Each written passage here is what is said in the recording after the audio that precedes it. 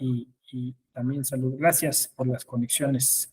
Gracias, Gabriela Torres, Raúl Alejandro Torres y Denise también por conectarse.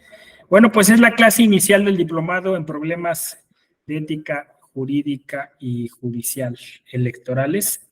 Es un diplomado que la intención es que podamos dotarles a ustedes de herramientas para la resolución de dilemas éticos que se presentan en el campo electoral sobre todo, pero bueno, pues obviamente la ética en general es una rama de la filosofía, una rama del saber práctico que puede utilizarse en muchos otros campos y que pues puede ser de alguna manera útil para muchas otras cuestiones fuera de lo electoral. En lo electoral hay una urgencia de hablar de estos temas. Eventualmente ahora se les asocia o se les relaciona con un concepto adyacente o subyacente, como se le quiera ver, que es el de la integridad.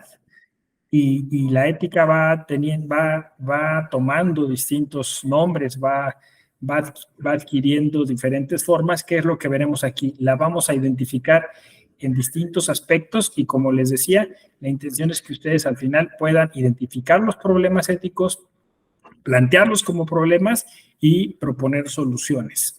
La relacionaremos con cuestiones como la interpretación, la argumentación, la vamos a relacionar con la cuestión de su codificación, con temas en donde la ética también ha tenido un papel trascendente, como son la incorporación de perspectivas, ¿no?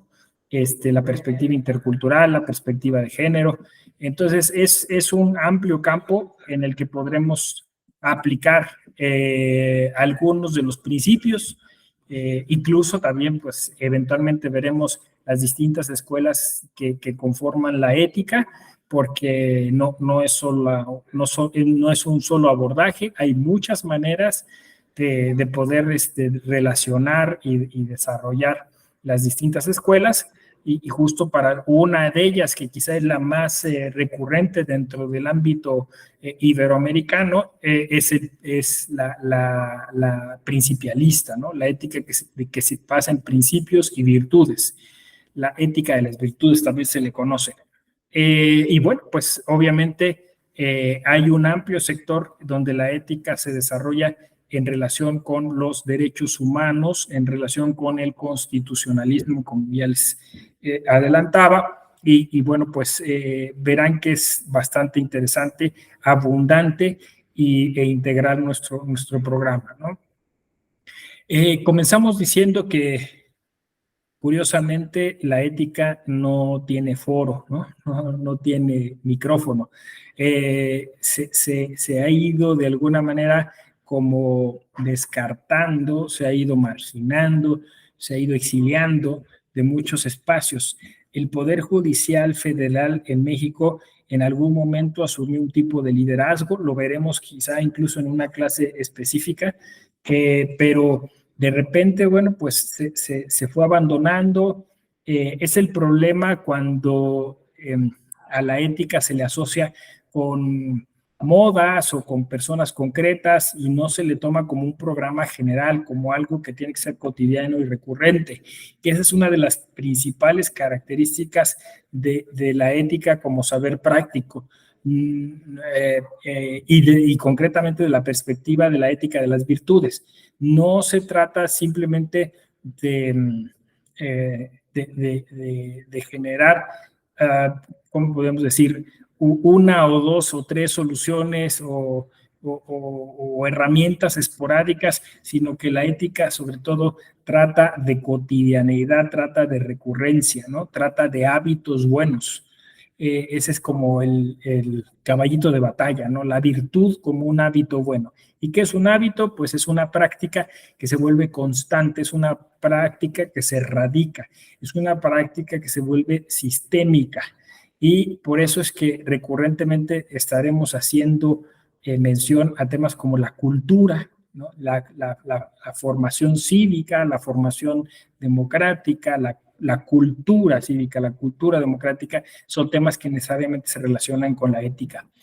Decía yo que justo se le ha marginado, pero curiosamente nos damos todos y todas cuenta de una cosa que es evidente, ¿no? En el ámbito electoral, no solo la ética brilla por su ausencia, sino que pareciera que eventualmente el derecho electoral se opera de cara, o más bien de espaldas a la ética, ¿no? O sea, pareciera que hay un ejercicio no ético dentro del derecho electoral, ¿no? O sea, y digo, los ejemplos sobran, ¿no? O sea, de alguna manera forzar las cosas, encontrar huecos, alargar las normas, utilizar, dice un querido amigo Santiago Chablé, el derecho electoral del enemigo, ¿no? Utilizar el derecho electoral contra tus adversarios, contra tus enemigos, ¿no?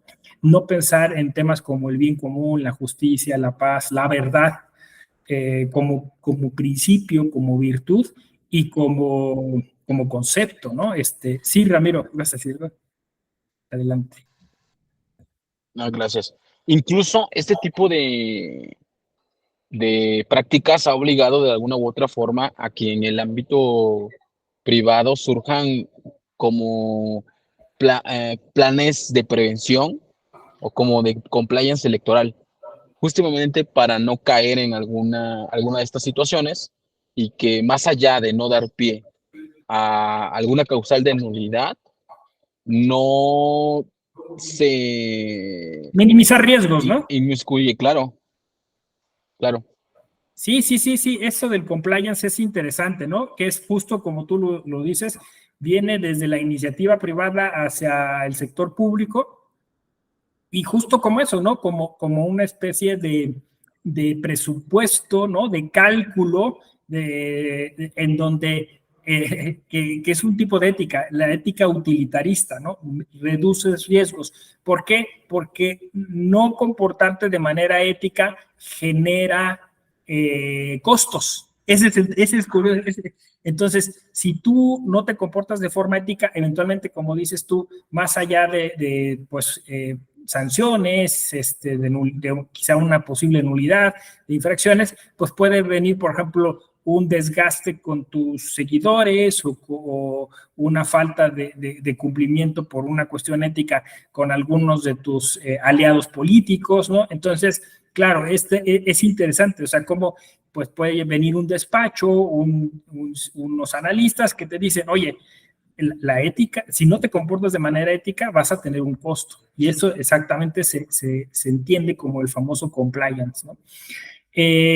Pero claro, la intención aquí también es que además, digamos, de ese posible cálculo, nosotros vayamos un poco más allá, ¿no? Porque la pregunta que es válida y que tú de alguna manera nos estás poniendo en esta primera sesión del diplomado es, ¿vale la pena, o sea, comportarnos de acuerdo a la ética? O sea, ¿vale la pena trabajar por un contexto en el cual la ética sea prioritaria para todas las actividades y espacios en las que el derecho electoral se desarrolla? Esa es una buena pregunta, ¿no? Digo, obviamente, alguien puede decir, es una pregunta retórica, obviamente que la respuesta tendría que ser sí, pero curiosamente, dentro de la modernidad, hemos generado una especie de mecanismo que se llama así, doble moral.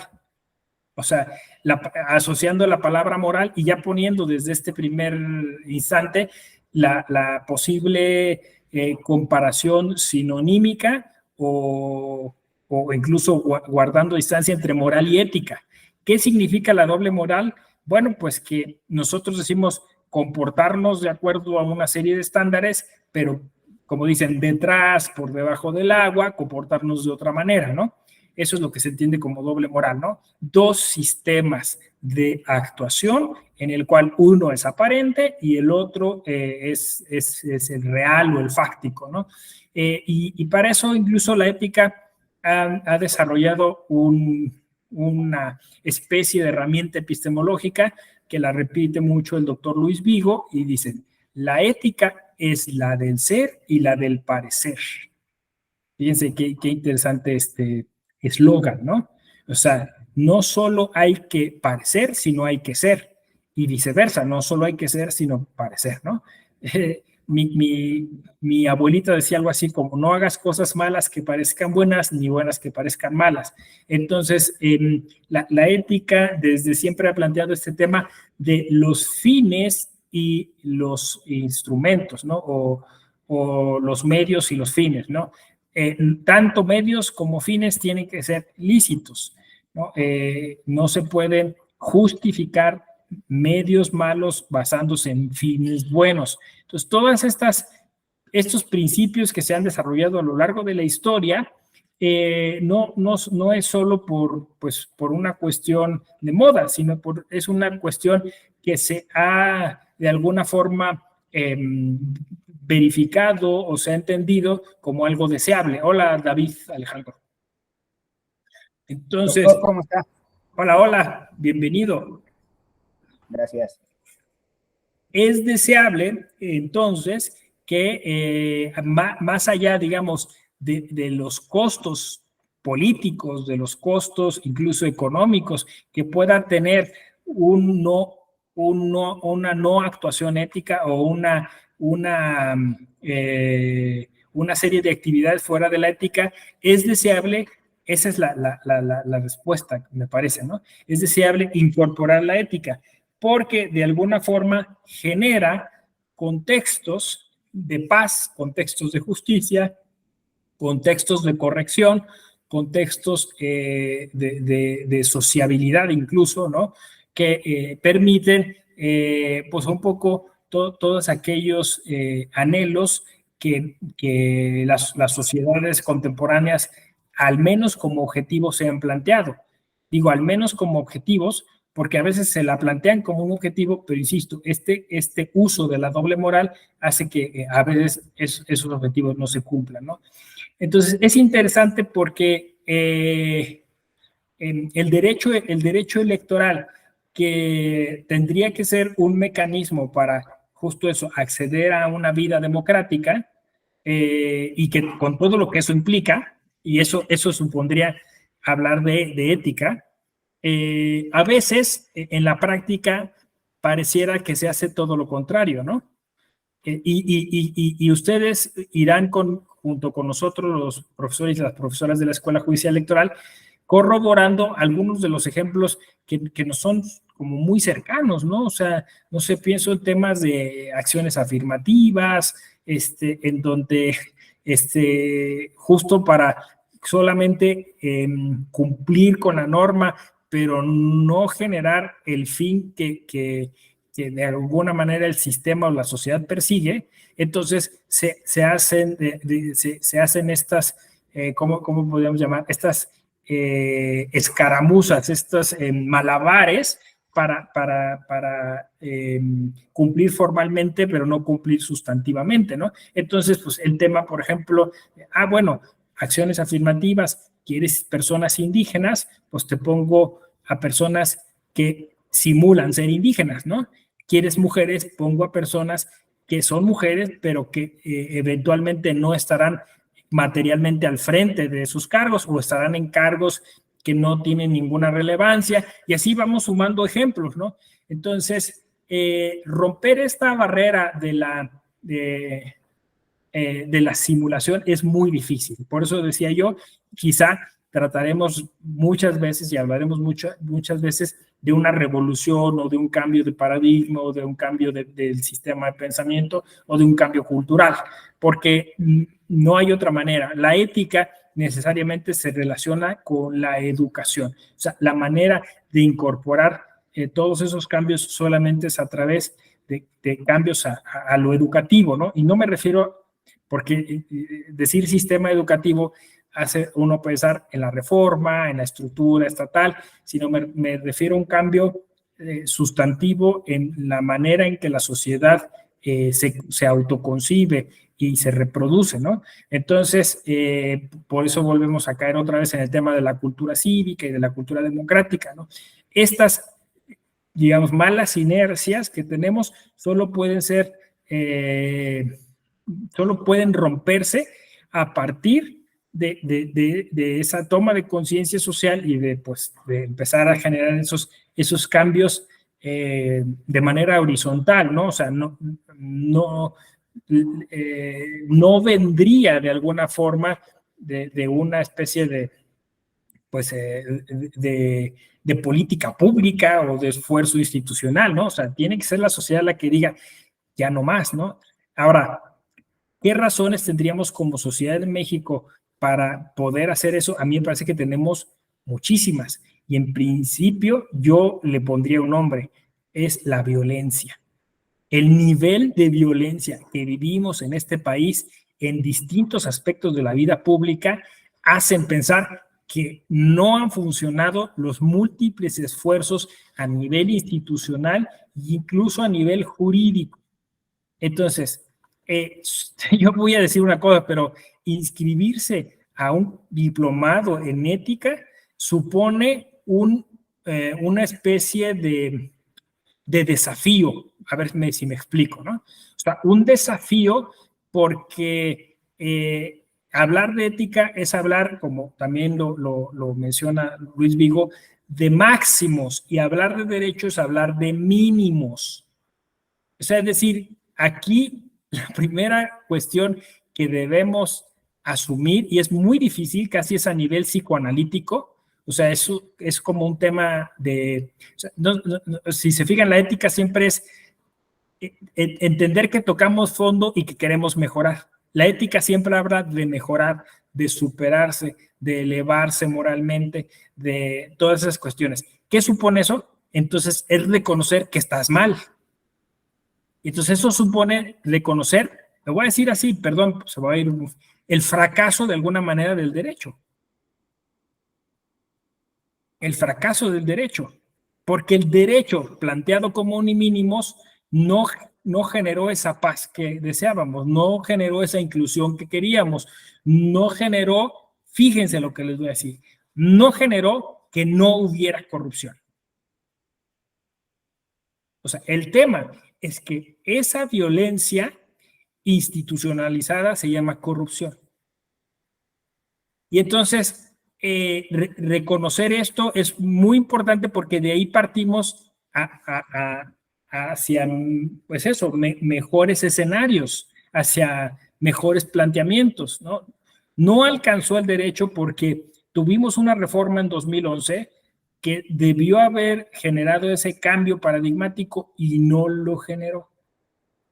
No lo generó. Tuvimos de alguna manera pues eso, una especie de despertar, pero que solo se quedó en un cambio formal, no se quedó en un cambio sustantivo, no generó cambios en la sociedad. Entonces, hablar de ética y hablar de máximos es elevar el listón. No sé si me explico.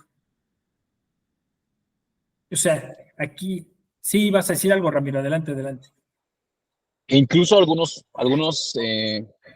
códigos de ética lo manejan como alejarse de lo que, bueno, por cuanto a los Sí. órganos jurisdiccionales, lo manejan como alejarse de la figura de lo que es un mal juez o un operador jurídico mediocre, en razón de que justamente la ética abona a alcanzar esa excelencia que la sociedad merece y exige. Exacto. Ese es el tema, ¿no? O sea, aquí miren, hay diversas cosas que empezamos como a resignificar o a cambiar nuestro modo de pensar, ¿no? El primero, me imagino que si están aquí ya lo superaron. El tema de que el derecho pueda ser un mejor sistema normativo en tanto que es coactivo, coercitivo y vinculatorio, y que nada tiene que ver con la ética, ¿no? O sea, esta idea, pues, García Mainesca, ¿no? De que derecho por un lado y ética por otro. Y están aquí, quiere decir que superaron ese prejuicio, ¿no? Porque entonces el derecho cumple su función y la ética cumple también como sistema normativo su función pues alguien podría decir de acompañamiento, pero yo diría incluso es una función todavía mucho más alta, mucho más, como dije yo, mucho más ambiciosa, ¿no? Entonces, esa es la primera cuestión, ¿no? Aquí ya vamos a superar esa idea de derecho y ética van por conductos distintos, ¿no? Tú lo acabas de decir muy bien, Ramiro, ¿no? O sea, el derecho convencional, por ejemplo, el derecho convencional insiste en el derecho al acceso a la justicia. Fíjense qué interesante. El derecho al acceso a la justicia, dice la jurisprudencia de la Corte Interamericana, tiene que ser pleno. ¿Qué significa esto? Tiene que ser eficaz y efectivo. No, o sea, no puedes decir, tengo unos procedimientos ahí y ya entonces con eso garantizo el acceso a la justicia. No, tienes que garantizar que el justiciable llegue, entienda la forma de entrar a ese proceso, pueda tener oportunidad procesal, como se dice, ¿no? Tenga equidad dentro del proceso, sea tratado con imparcialidad, sea tratado con independencia, ¿no? Que las sentencias que le dicte el Poder Judicial sean objetivas. Todo eso es ética, ¿no? Entonces, cumplir, digamos, con esas expectativas o con esas exigencias del derecho convencional supone, como bien lo dijiste, Ramiro, excelencia y profesionalismo, que es lo menos que requiere o que de alguna forma necesita nuestra sociedad, ¿no? Porque, claro, si tú tienes un sistema de justicia que es aleatorio, que es impreciso, que es parcial, que es poco objetivo, ¿no? Pues entonces eso genera lo que está constantemente midiéndose, que es la desconfianza. Se deteriora el sistema. En un ejercicio de reducción al absurdo, llegará un día en el que la gente diga, ¿para qué interpongo cualquier medio de impugnación electoral si de todos modos no voy a obtener nada? ¿No? ¿Sí me explico? O sea, o lo van a hacer como les dé la gana, o no lo van a hacer con profesionalismo, y entonces, pues, es perder mi tiempo, ¿no? Entonces, en ese momento, ¿cuál es digamos, el efecto de eso? Bueno, pues, literalmente tendríamos que cerrar el changarro, ¿no? Bajar la cortina y apagar la luz, ¿no? Porque entonces la gente dirá, no sirve, ¿no? Y uno dirá, pero cumplíamos con todo a pie de la letra de la ley, sí, pero no lo hacías con profesionalismo, no lo hacías con excelencia, no lo hacías cumpliendo las exigencias de una sociedad que cada vez demanda mucha mayor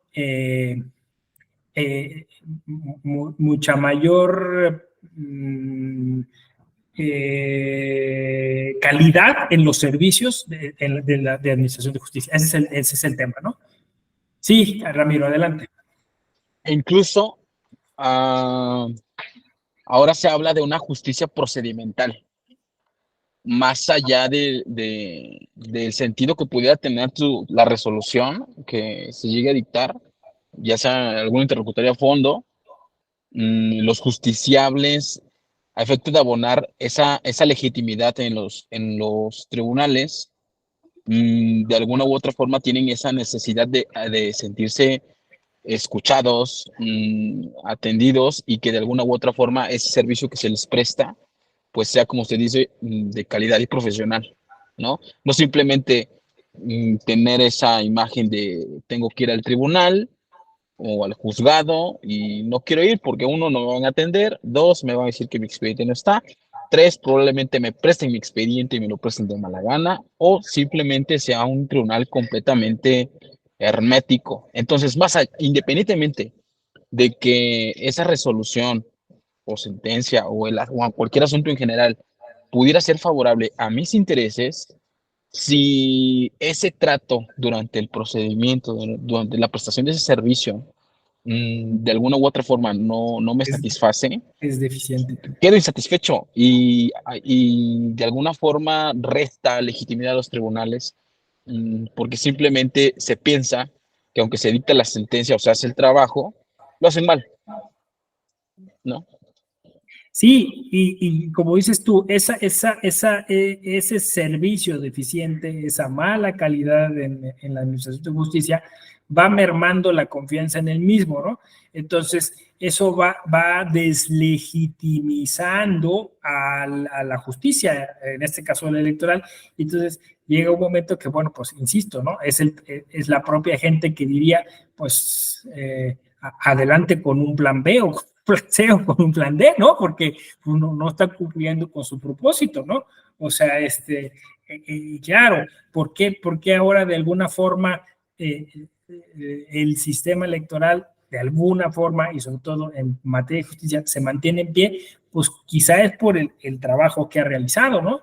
Porque si eventualmente hubiéramos dado motivos contrarios, pues se hubiera omitido, ¿no? Cualquier argumento a favor de conservar el sistema de justicia electoral.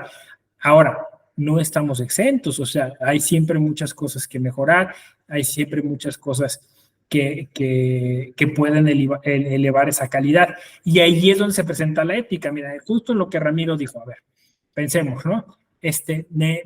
Fui, pedí mi expediente, ¿no?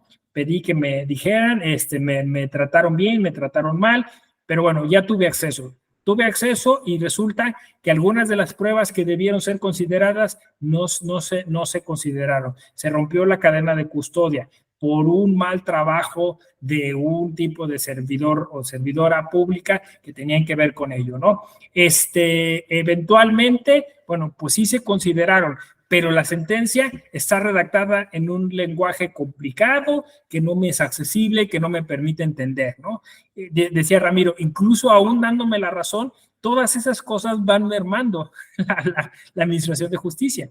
Entonces, ¿tenemos que hacer sentencias entendibles? Sí. ¿Con lenguaje ciudadano? Sí. ¿Por qué? Es un asunto de ética, ¿no? Y genera dilemas, sí, porque eventualmente tendríamos que suplir la queja algunas veces, pero es un asunto de ética. ¿Cuándo sí, cuándo no? Bueno, pues es un dilema, es una herramienta que tendremos que resolver, ¿no? ¿Hasta cuánto suplir la queja? ¿Qué hacemos con los plazos? ¿Qué hacemos con los términos?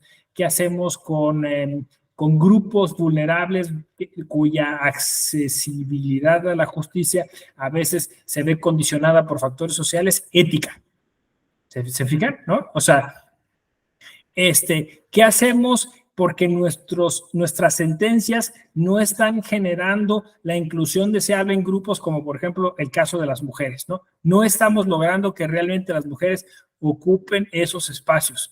Bueno, es un asunto de ética, ¿sí? Porque eventualmente las leyes, insisto, es el mínimo, tratan de hacer su chamba, pero a veces no se logra. Tiene que haber ese esfuerzo, y ese esfuerzo normalmente se da en ese sector de la interpretación, ¿no? O sea, es decir, cuando, ese es un asunto de ética, ¿no? Cuando tienes, que fue lo que detonó pues toda la discusión sobre la reforma electoral, ¿no? Es que básicamente tendríamos que volver al siglo XIX, donde el juzgador se comporta casi como un robot, ¿no? Como una máquina, donde no hace juicios de valor. Y entonces, básicamente, otra vez, donde la ética no existe, donde persiste o subsiste el silogismo, donde solamente se hace un cálculo. Sí, sí, Ramiro, adelante, vas hacia... E incluso hay un montón de matices. Una, por ejemplo, es aquella que dan algunos profesores. Bueno, yo he escuchado algunas clases españoles, que incluso la propia escuela judicial los ha invitado, en relación a que esas sentencias no tienen por qué ser un lenguaje llano, en razón de que eso es populismo judicial. Esa es una. Y la otra, que igual es muy importante, que es justamente lo que está comentando con relación a que de alguna u otra forma regresamos al silogismo. Sí, y creo que se pierde de vista que esa falta esa falta de motivos o de razones, justamente es esa regresión a lo arbitrario, simplemente dictar algo mediante un ejercicio lógico y no meramente jurídico, y que sea una verdadera motivación y que se aleje de alguna u otra forma,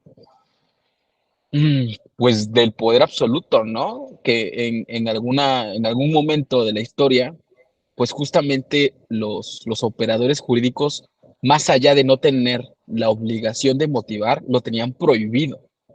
¿no? En razón de que, pues, precisamente las decisiones del juez del rey, eh, son indiscutibles y no tienen necesidad de expresar ningún motivo, simplemente es porque lo dice el rey, ¿no?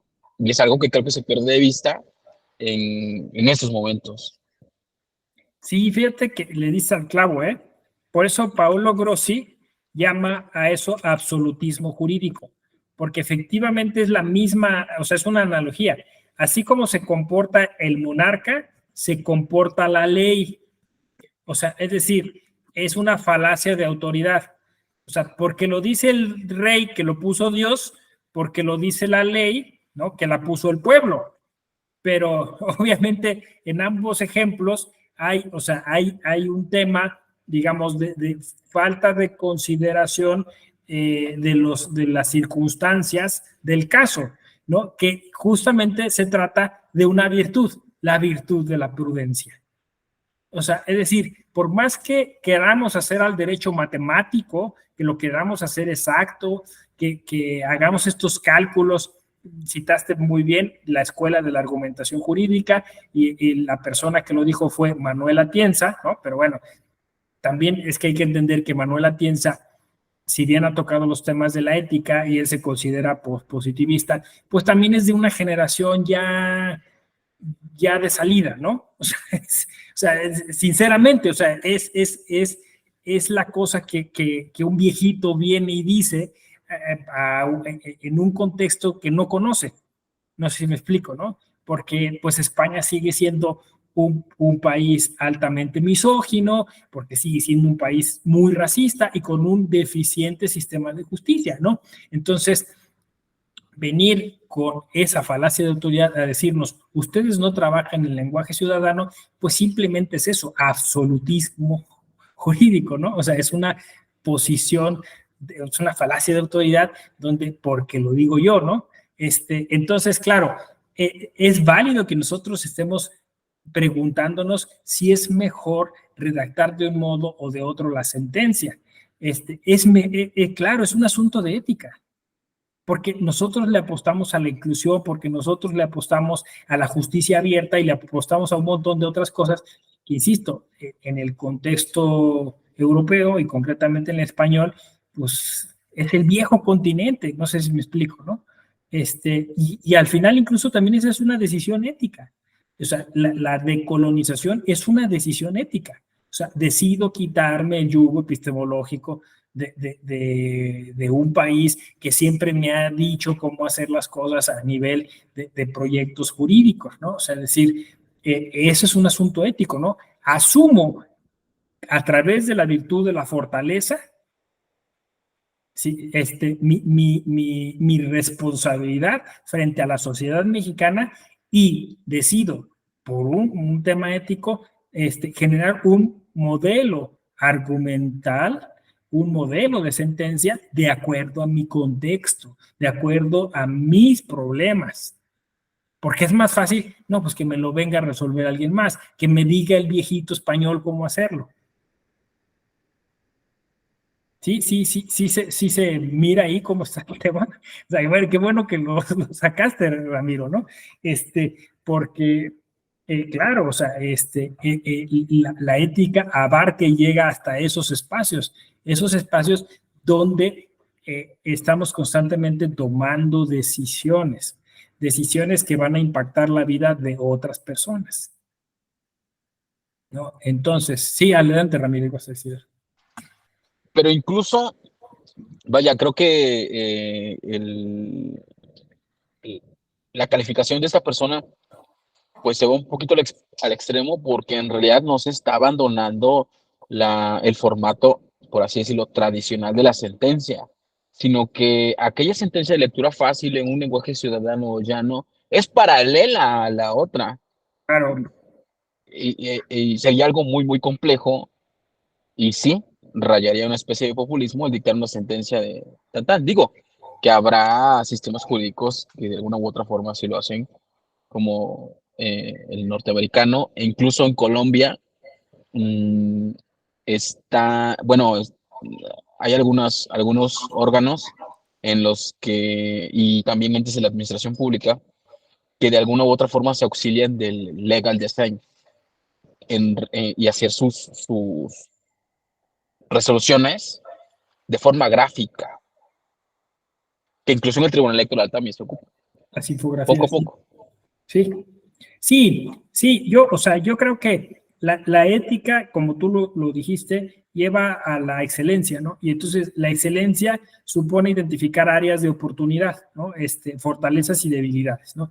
Las áreas de oportunidades, a ver, finalmente el proceso, la sentencia es un trabajo de comunicación. No sé, es decir, alguien comunica algo, ¿no? a distintos actores de ese escenario procesal, ¿no? Entonces, obviamente, cuando las autoridades electorales se comunican entre ellas, pues hay un nivel de lenguaje, incluso de lenguaje técnico deseable, ¿no? Y cuando justo esos productos o esas cuestiones pasan a un procedimiento, también hay un nivel, digamos, de tecnicismo, pero después si se lo tienes que comunicar a las partes o a las personas que no son expertas y expertos en esos temas, eventualmente puedes generar, como dices tú, otros modelos de comunicación digamos, sin quitar lo que ya existe. No sé si me explico, ¿no? O sea, como dices tú, es paralelo, ¿no? Es auxiliar, ¿no? Entonces, de eso se trata, ¿no? O sea, no se trata como voy a utilizar un término de la historia del derecho, ¿no? No se trata de vulgarizar el derecho, ¿no? Sino se trata de ponerlo en contexto y de comunicarlo en las distintas formas y maneras en que se debe comunicar a los distintos destinatarios, ¿no? Entonces, de eso se trata, porque si no, entonces terminas por no garantizar el acceso a la justicia, el acceso pleno a la justicia. Como ya lo hemos explicado, ¿no? Porque no se trata solamente de tener una decisión, sino entender la decisión y entender cuál será el impacto, e incluso que esa decisión eventualmente se cumpla, porque también si no se cumple, es otro desgaste, ¿no? Sí, entonces, lo deseable es que, pues, obviamente, se entienda para que se cumpla y se cumpla, para que las prácticas cambien y para que haya eso, más democracia, haya más inclusión. Ese es al final el objetivo primordial del sistema de justicia electoral, ¿no? Que sea más democrático el sistema electoral. Eso es, ¿no? Entonces, de alguna forma, esta construcción va teniendo un impacto distinto en las diferentes esferas del sistema electoral, ¿no? Entonces, para algunas personas que forman parte del sistema electoral, esta consigna, ¿no? De hacer más democrático el sistema electoral, pues representa cumplir con su trabajo.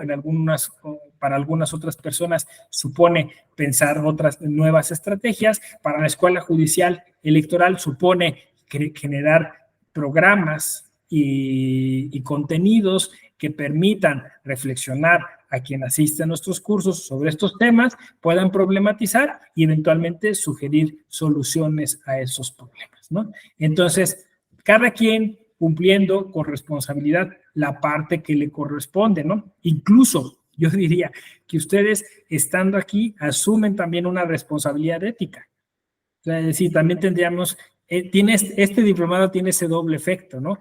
Porque no solo informa, sino que también genera, digamos, estos retos o desafíos, como le llamé hace rato, ¿no? Es decir, ¿qué van a hacer ustedes después de que egresen de este diplomado?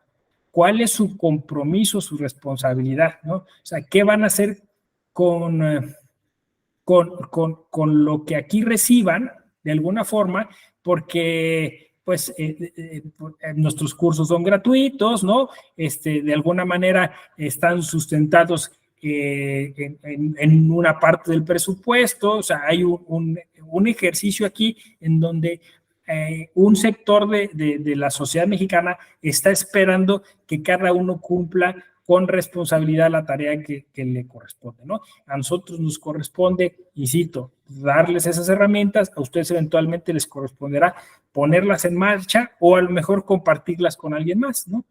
Entonces, así funciona la ética. La ética funciona pues como una especie de efecto hormiga, le llaman, ¿no? O sea, así le gusta decirle a una colega aquí, a Carolina, ¿no? O sea, como una especie de pasar la voz, ¿no? Entonces, se va pasando la voz y de esa manera vamos contagiando a otras personas para que traten de generar unas mejores prácticas y que eso pues haga eventualmente mejora la sociedad en la que vivimos, ¿no? Eso se trata la ética, o sea, en el imaginario colectivo, la ética es una rama de la filosofía, como decía yo, un saber práctico, no solo para conocer autores o hablar de teorías o decir qué buenas personas somos nosotros, ¿no? Sino justamente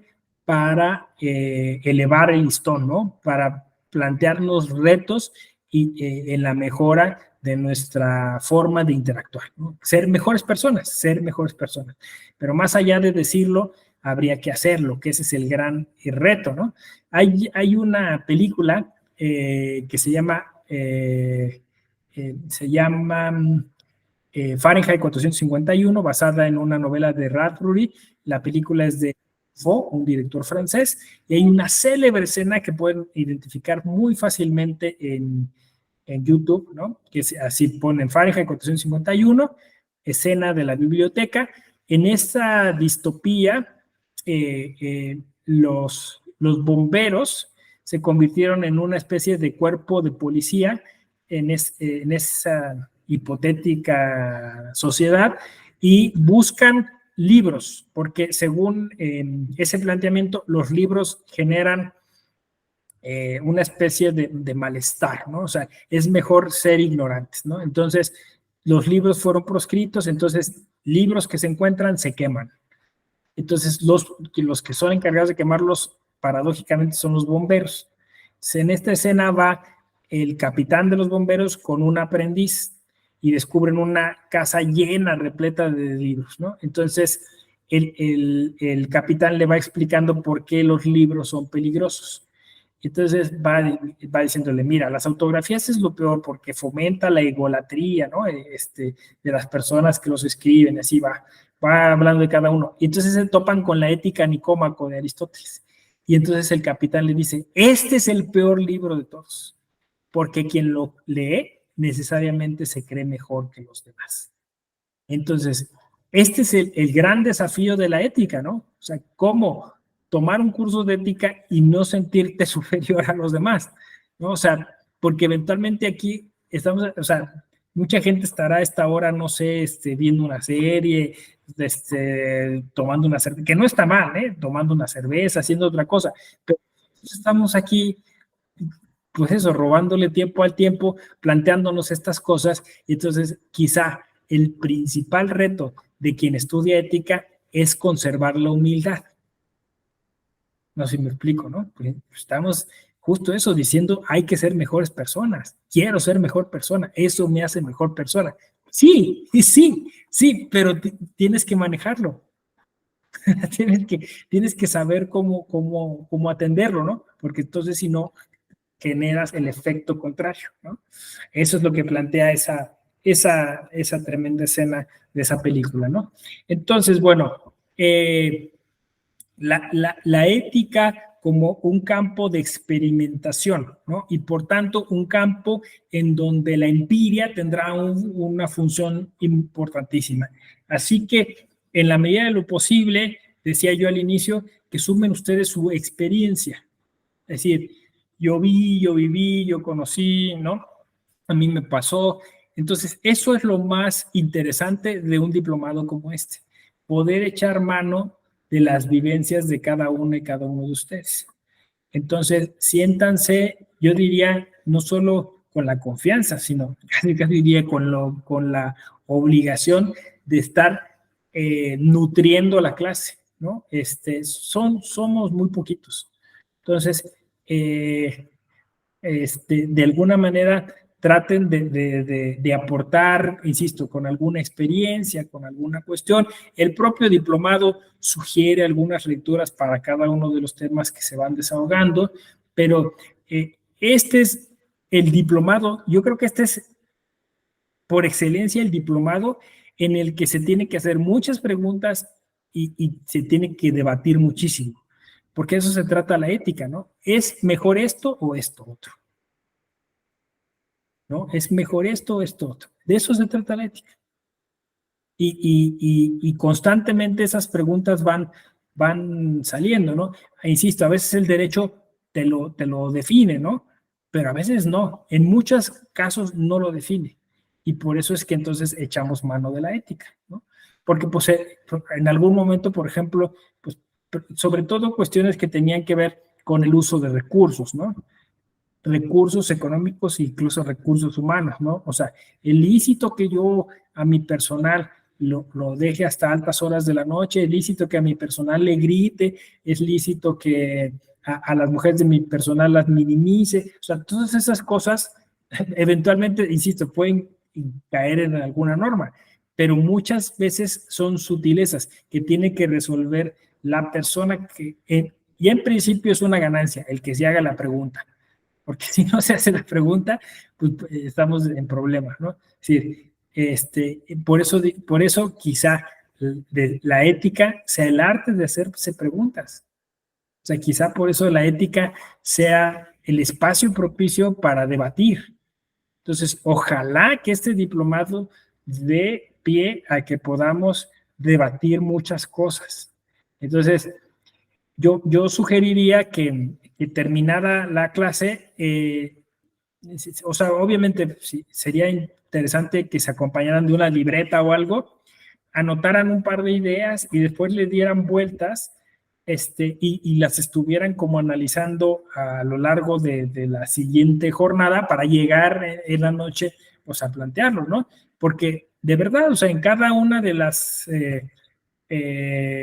facetas de nuestra vida nos encontramos con problemas éticos, ¿no? ¿Le doy o no el paso al conductor que me está tocando la bocina, ¿no? ¿Me puso o no la direccional? ¿Le doy o no el paso? Me gritó, ¿le respondo o no? Y así, o sea, si lo piensan, casi todas las decisiones pasan por ese parámetro, ¿no? ¿Es correcto, es incorrecto, es justo, injusto? ¿Genero más violencia o no? ¿Me debo dejar, no me debo dejar? ¿No? Y cada vez es más complejo, ¿no? Porque pues ahora el tema de, ¿no? Seguro les habrá pasado, ¿no? ¿Me estoy victimizando o no? O sea, estoy asumiendo una calidad de víctima o de victimario, peor aún, ¿no? ¿Qué estoy haciendo para romper esas violencias? ¿Qué estoy haciendo para no generar esas inercias? O sea, la verdad es que es un tema apasionante la ética, ¿no? Y que además, puesto que es la vida misma, entonces la encontramos en el cine, en las series de televisión, en la literatura, ¿no? La encontramos por donde sea, o sea, en todos lados. Es más, casi si me lo exigen, hasta en la Rosa de Guadalupe, ¿no? Es más en la Rosa de Guadalupe, ¿no? Me está planteando un montón de dilemas, ¿no? Entonces, claro, la Rosa de Guadalupe cumple con otros objetivos, pero bueno, o sea, hasta ahí los podemos. Es más, yo me tocó analizar alguna vez el libro vaquero, y les decía yo, el libro vaquero es la cosa más moralina que existe. Es paradójico. O sea, sí los gráficos, los dibujos son